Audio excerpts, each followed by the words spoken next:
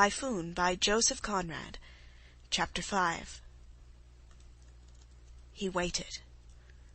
Before his eyes the engines turned with slow labour, that in the moment of going off into a mad fling would stop dead at Mr. Rout's shout, "Look out, Beale!"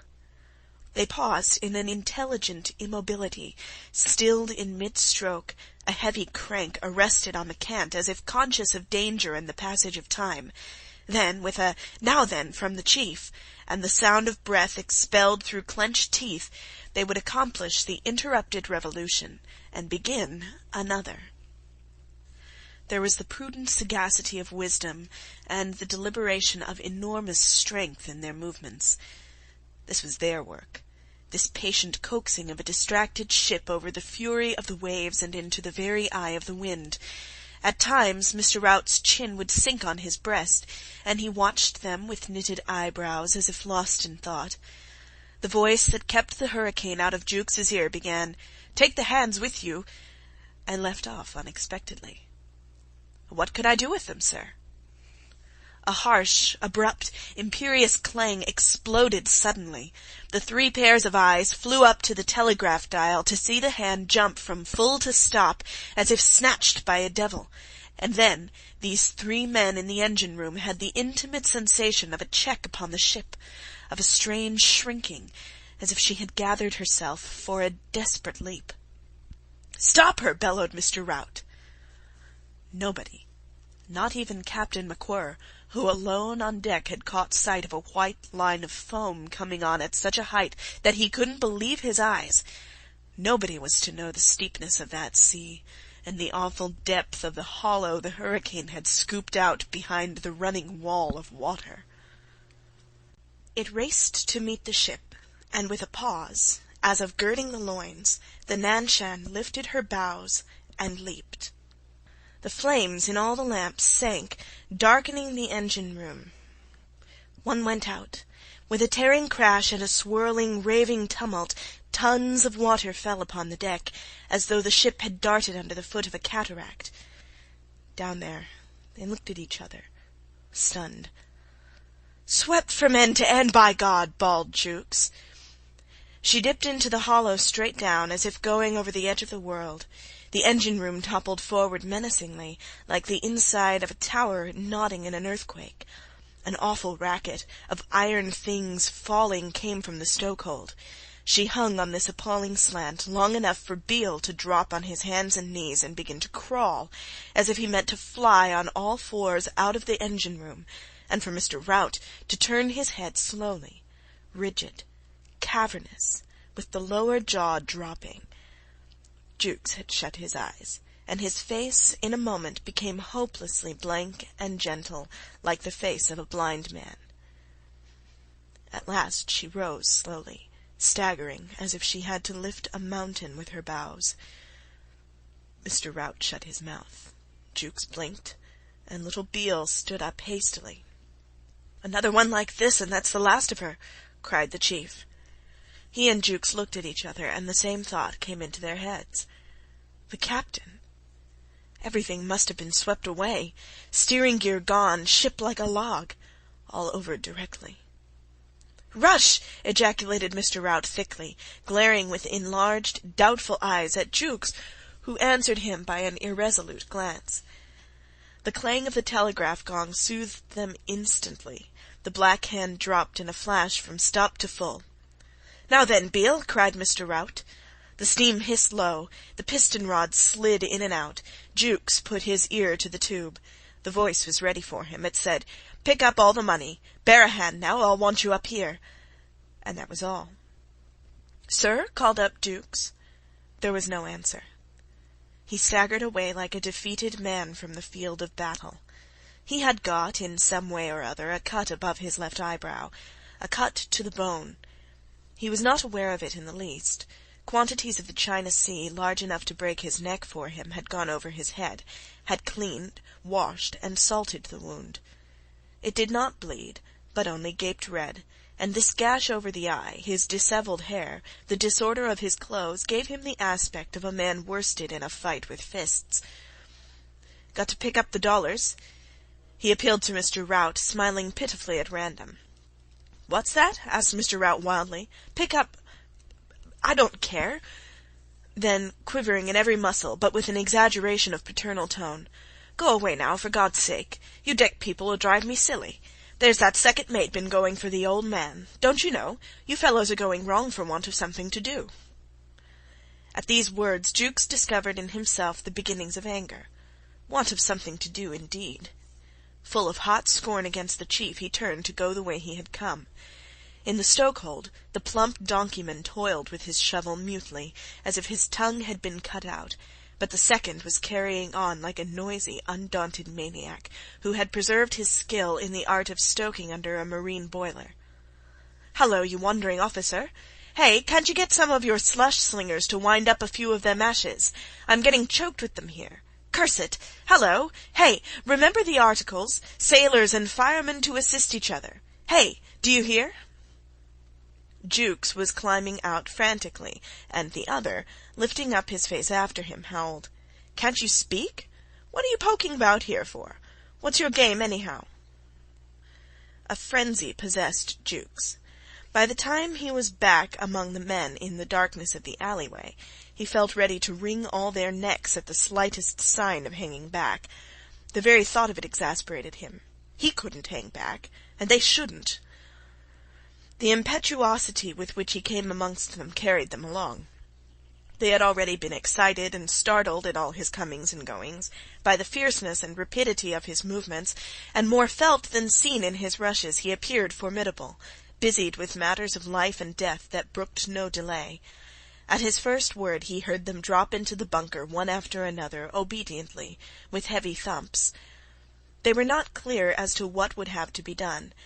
"What is it? What is it?" they were asking each other. The bo'sun tried to explain.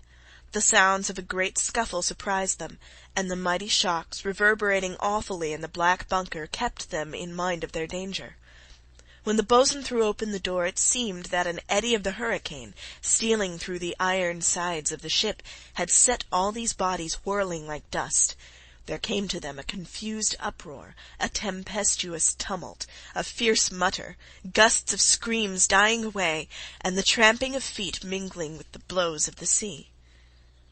For a moment they glared amazed, blocking the doorway. Jukes pushed through them brutally.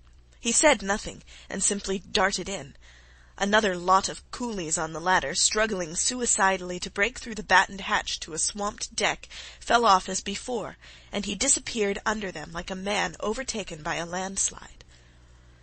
The bo'sun yelled excitedly, "Come along! Get the mate out! He'll be trampled to death! Come on!" They charged in, stamping on breasts, on fingers, on faces, catching their feet in heaps of clothing, kicking broken wood. But before they could get hold of him, Jukes emerged waist-deep in a multitude of clawing hands.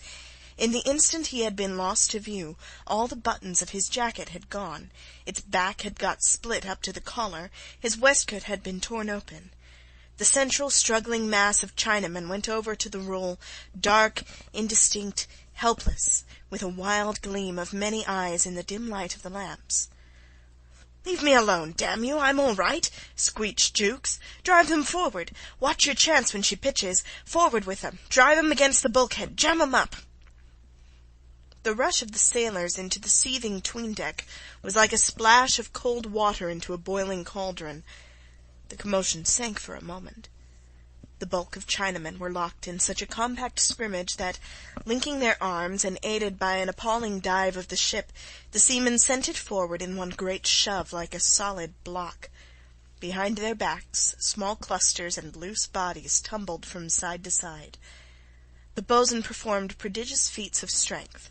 With his long arms open and each great paw clutching at a stanchion, he stopped the rush of 7 entwined Chinamen rolling like a boulder. His joints cracked. He said, "Ha!" and they flew apart. But the carpenter showed the greater intelligence. Without saying a word to anybody, he went back into the alleyway to fetch several coils of cargo gear he had seen there, chain and rope.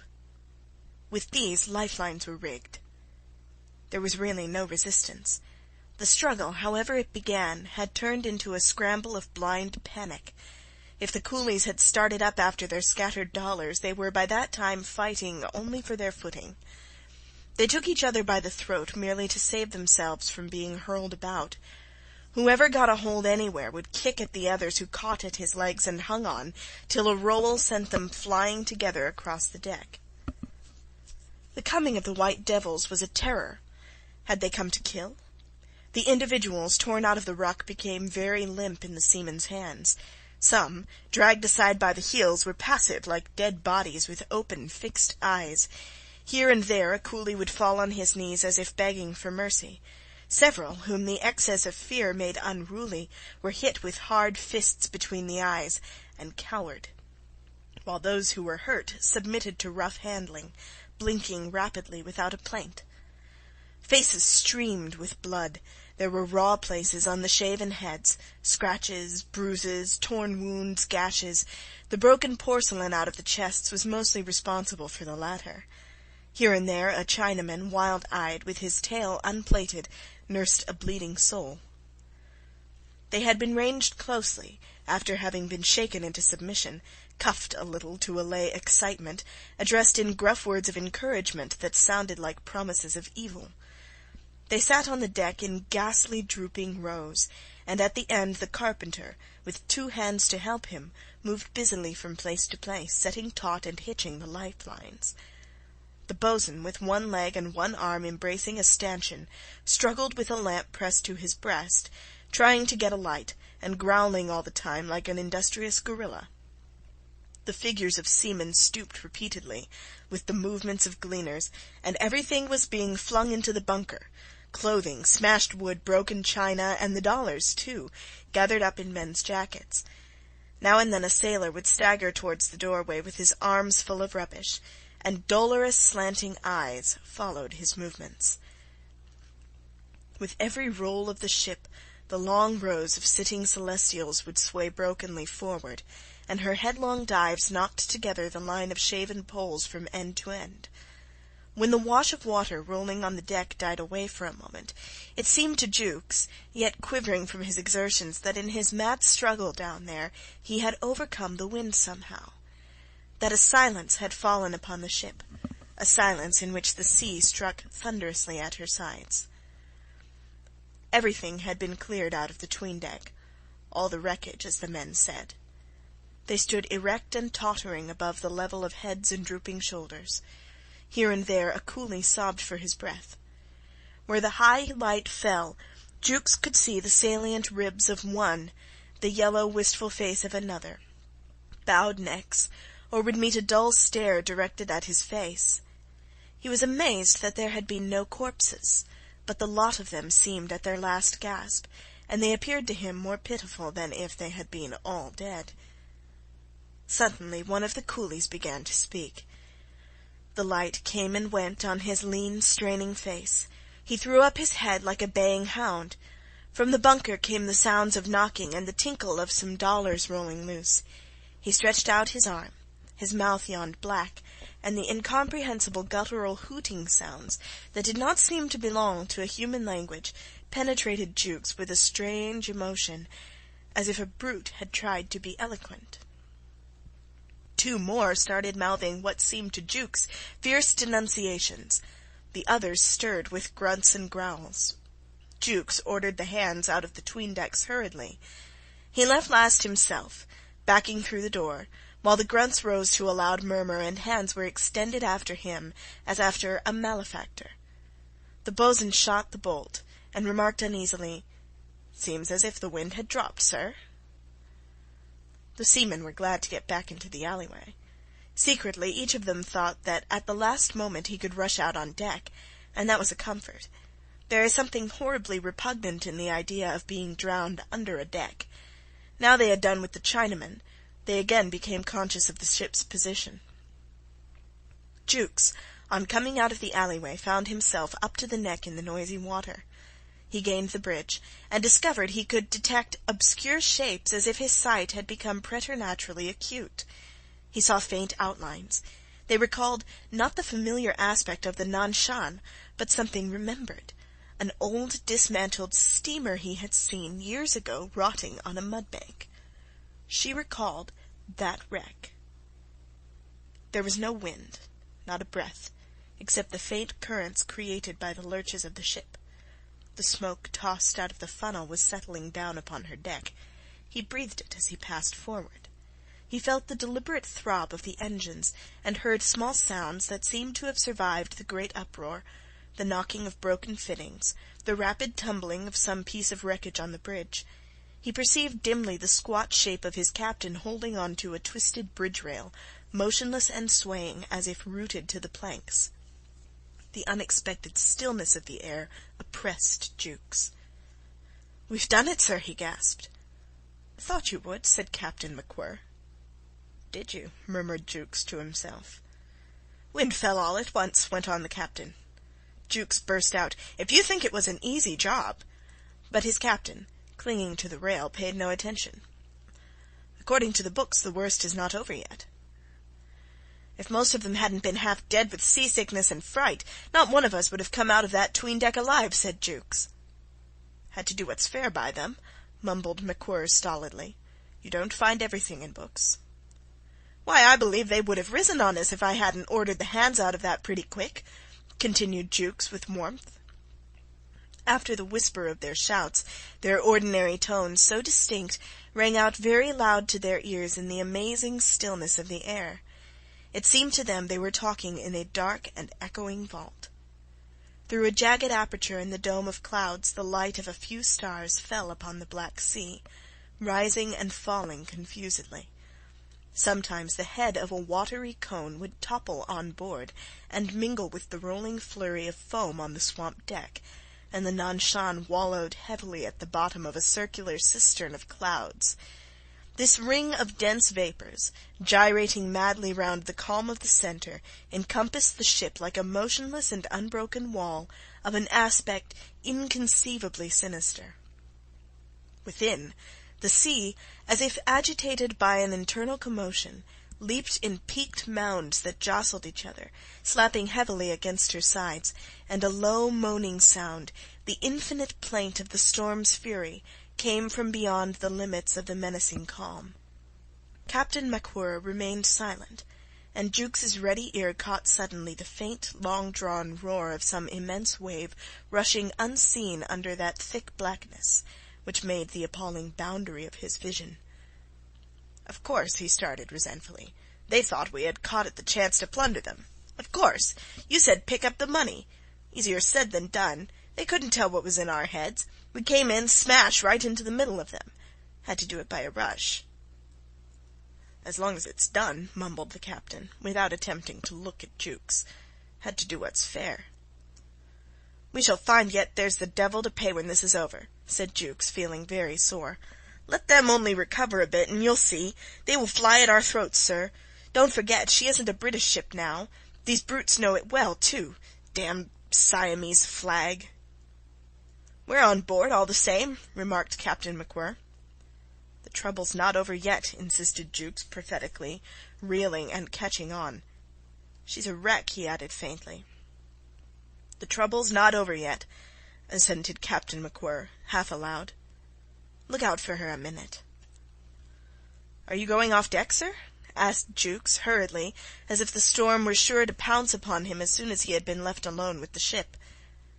He watched her, battered and solitary, labouring heavily in a wild scene of mountainous black waters lit by the gleams of distant worlds. She moved slowly, breathing into the still core of the hurricane the excess of her strength in a white cloud of steam, and the deep-toned vibration of the escape was like the defiant trumpeting of a living creature of the sea, impatient for the renewal of the contest. It ceased suddenly. The still air moaned. Above Jukes's head a few stars shone into a pit of black vapours. The inky edge of the cloud-disk frowned upon the ship under the patch of glittering sky. The stars, too, seemed to look at her intently, as if for the last time, and the cluster of their splendour sat like a diadem on a lowering brow. Captain MacWhirr had gone into the chart-room. There was no light there, but he could feel the disorder of that place where he used to live tidily. His armchair was upset. The books had tumbled out on the floor. He scrunched a piece of glass under his boot. He groped for the matches, and found a box on a shelf with a deep ledge. He struck one, and puckering the corners of his eyes, held out the little flame towards the barometer, whose glittering top of glass and metals nodded at him continuously. It stood very low, incredibly low, so low that Captain MacWhirr grunted. The match went out, and hurriedly he extracted another with thick, stiff fingers. Again a little flame flared up before the nodding glass and metal of the top. His eyes looked at it, narrowed with attention, as if expecting an imperceptible sign. With his grave face he resembled a booted and misshapen pagan burning incense before the oracle of a joss. There was no mistake. It was the lowest reading he had ever seen in his life. Captain MacWhirr emitted a low whistle. He forgot himself till the flame diminished to a blue spark, burnt his fingers, and vanished. Perhaps something had gone wrong with the thing. There was an aneroid glass screwed above the couch. He turned that way, struck another match, and discovered the white face of the other instrument looking at him from the bulkhead, meaningly, not to be gainsaid, as though the wisdom of men were made unerring by the indifference of matter. There was no room for doubt now.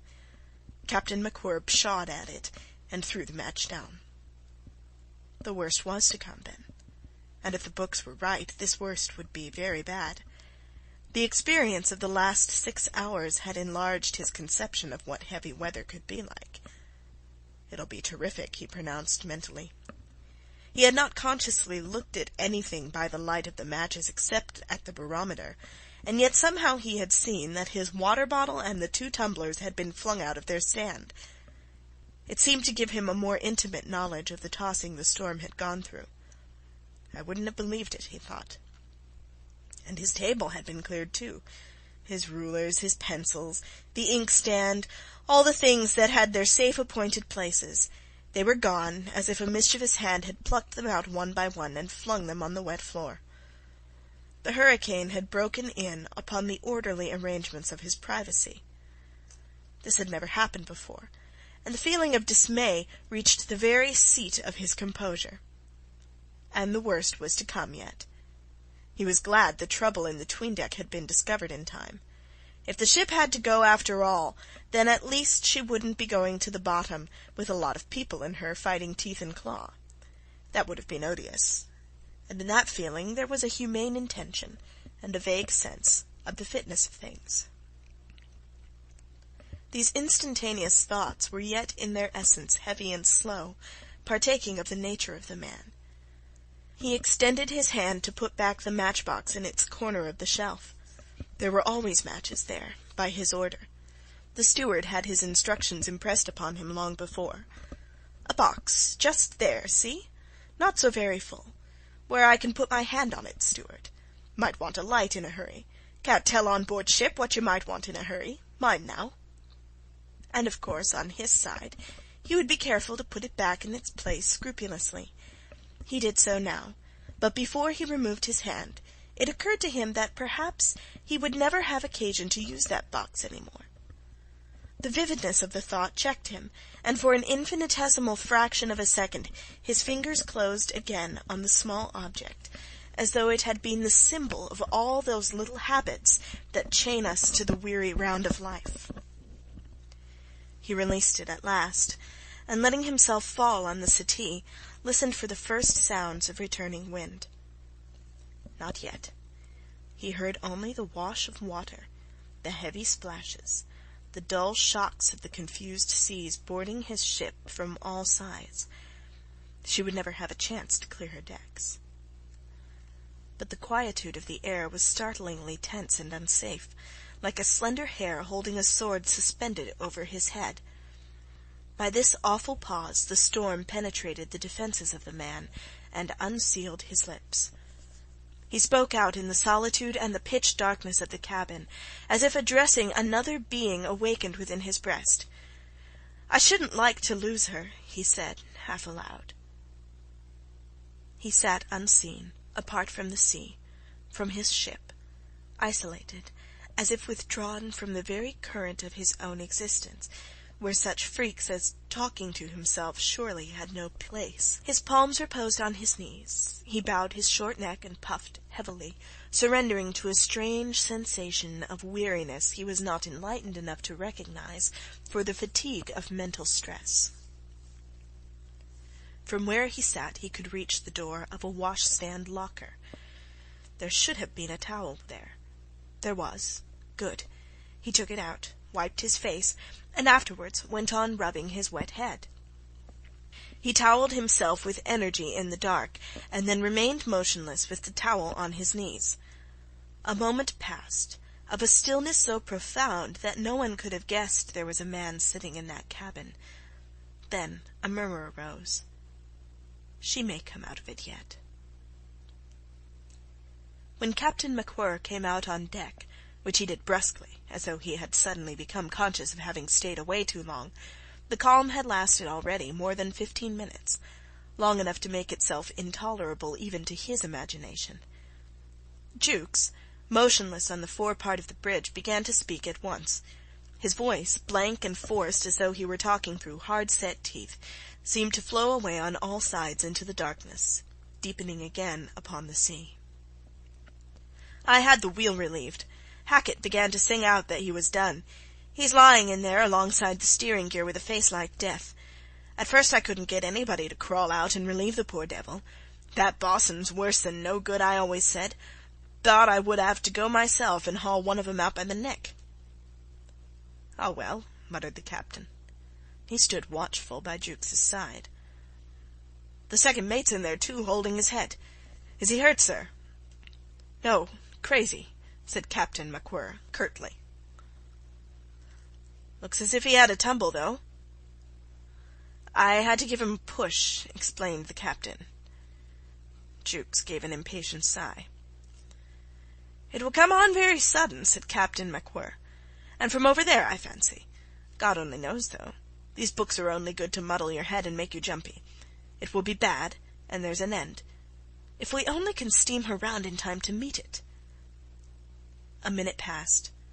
Some of the stars winked rapidly and vanished. "You left them pretty safe?" began the captain abruptly, as though the silence were unbearable. "Are you thinking of the coolies, sir? I rigged lifelines all ways across that 'tween deck." "Did you? Good idea, Mr. Jukes." "I didn't think you cared to know," said Jukes. The lurching of the ship cut his speech as though somebody had been jerking him around while he talked. "How I got on with that infernal job. We did it, and it may not matter in the end. Had to do what's fair, for all they are only Chinamen. Give them the same chance with ourselves. Oh, hang it all, she isn't lost yet. Bad enough to be shut below in a gale." "That's what I thought when you gave me the job, sir," interjected Jukes moodily. "Without being battered to pieces," pursued Captain MacWhirr with rising vehemence. "Couldn't let that go on in my ship if I knew she hadn't 5 minutes to live. Couldn't bear it, Mr. Jukes." A hollow, echoing noise, like that of a shout rolling in a rocky chasm, approached the ship and went away again. The last star, blurred, enlarged, as if returning to the fiery mist of its beginning, struggled with the colossal depth of blackness hanging over the ship, and went out. "Now for it," muttered Captain MacWhirr. "Mr. Jukes." "Here, sir." The two men were growing indistinct to each other. "We must trust her to go through it and come out on the other side. That's plain and straight. There's no room for Captain Wilson's storm strategy here." "No, sir." "She will be smothered and swept again for hours," mumbled the captain. "There's not much left by this time above deck for the sea to take away, unless you or me—" "Both, sir," whispered Jukes, breathlessly. "You're always meeting trouble halfway, Jukes," Captain MacWhirr remonstrated quaintly. "Though it's a fact that the second mate is no good. Do you hear, Mr. Jukes? You would be left alone if—" Captain MacWhirr interrupted himself, and Jukes, glancing on all sides, remained silent. "Don't you be put out by anything," the captain continued, mumbling rather fast. "Keep her facing it. They may say what they like, but the heaviest seas run with the wind. Facing it, Always facing it, that's the way to get through. You're a young sailor. Face it. That's enough for any man. Keep a cool head." "Yes, sir," said Jukes, with a flutter of the heart. In the next few seconds the captain spoke to the engine-room and got an answer. For some reason Jukes experienced an access of confidence, a sensation that came from outside like a warm breath, and made him feel equal to every demand. The distant muttering of the darkness stole into his ears. He noted it, unmoved, out of that sudden belief in himself, as a man safe in a shirt of mail would watch a point. The ship laboured without intermission amongst the black hills of water, paying with this hard tumbling the price of her life. She rumbled in her depths, shaking a white plummet of steam into the night, and Jukes's thoughts skimmed like a bird through the engine-room, where Mr. Rout, good man, was ready. When the rumbling ceased, it seemed to him that there was a pause of every sound, a dead pause, in which Captain MacWhirr's voice rang out startlingly. "What's that? A puff of wind?" It spoke much louder than Jukes had ever heard it before. "On the bow, that's right. She may come out of it yet." The mutter of the winds drew near apace.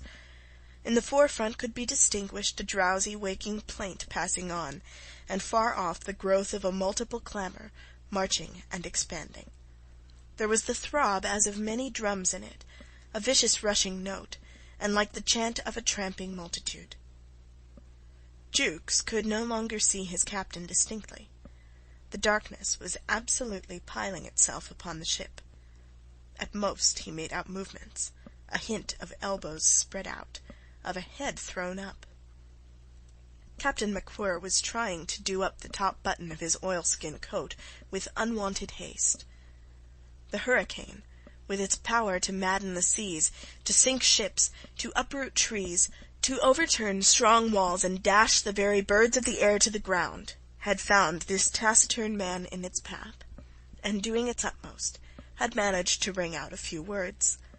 Before the renewed wrath of wind swooped on his ship, Captain MacWhirr was moved to declare in a tone of vexation, as it were, "I wouldn't like to lose her."